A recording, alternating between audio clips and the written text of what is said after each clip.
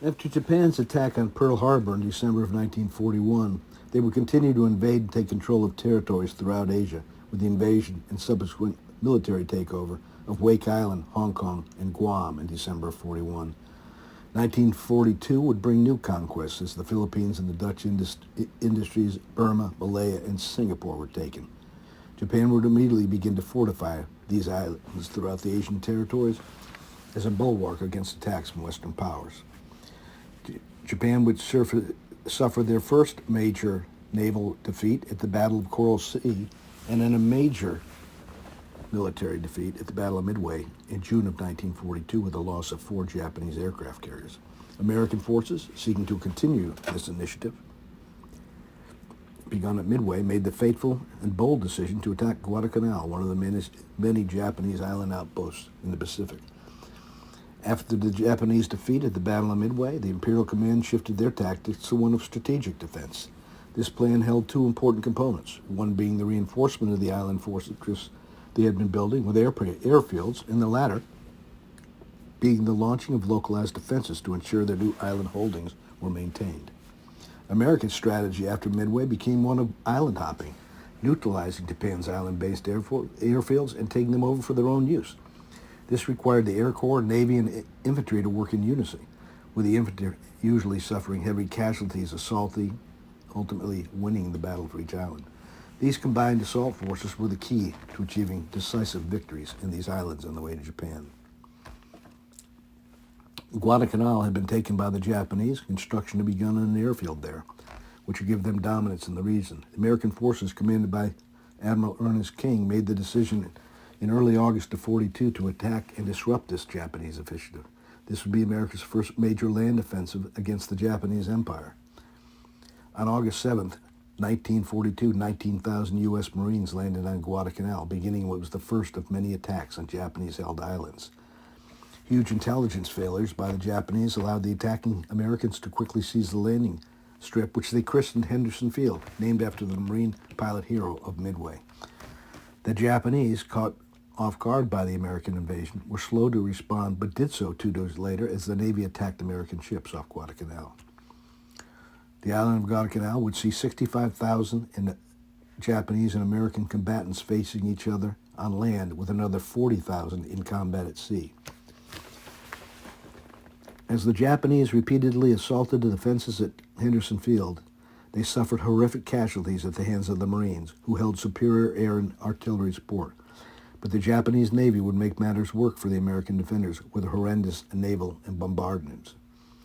The battle became so important that one of the officers of Japan's Imperial Headquarters wrote, "We must be aware of the possibility that the struggle for Guadalcanal may develop into a decisive battle between Japan and America." That campaign would take a total of 7 months and cost Americans 1,600 dead and 4,000 wounded. The Japanese would lose 24,000 troops. On February 8, 1943, the Japanese forces would leave the island after defeat with permission from the Emperor himself. America would continue the attack on Japanese-held island holdings, fighting their way ever closer to the main island of Japan. They would suffer horrendous casualties, but when every island assault launched after Guadalcanal, ever moving towards Japan. After the American victory at Guadalcanal, this would prove to be the case for the Japanese, as the myth of Japanese invincibility would be shattered. With the Japanese invincibility shattered and the momentum ever increasing for the Americans, an island of major importance and the final stepping stone to mainland Japan was directly in their sights, Okinawa. A long, narrow island of about 450 square miles brought with it different challenges for the American troops than the previous islands. The island of Okinawa was much more populated than previous islands and was to be considered by Japan's military command to be the island most contested because of its final stop before the invasion of mainland Japan. Because of this, we will see escalating violence upon a level not seen in the island hopping battles before it. The Japanese military would use the warrior idea of Bushido, in that loss of life in defense of the homeland and the emperor was the greatest honor a warrior could have, and the public would join what was a form of death cult in defense of their country.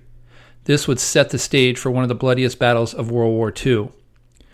On April 1st, 1945, the American 5th Fleet, 2nd Army, and 2nd Marine Divisions closed in and started the invasion of Okinawa. The strategic nature of the island was not lost on either side. The Americans wanted the island because of its 3 air bases and its proximity to mainland Japan. The Japanese understood that if they lost the island to the Americans, invasion of the mainland was next and the loss of the war altogether.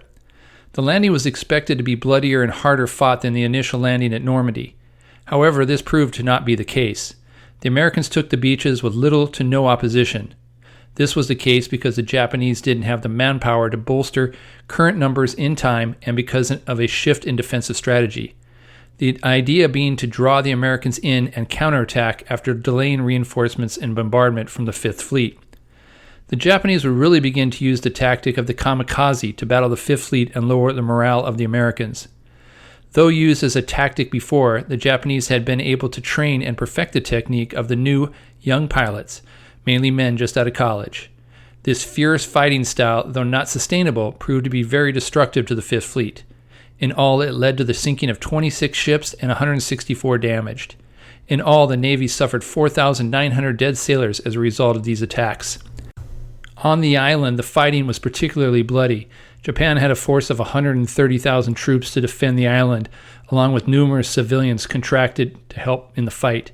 Both sides saw devastating losses. The Japanese would lose 120,000 soldiers in the fighting on the island, while the Americans saw their worst casualties of war at 49,000, 12,500 killed in action or missing. However, the bloodshed would not end there. The civilian population of the island would endure a loss of 140,000 civilian lives.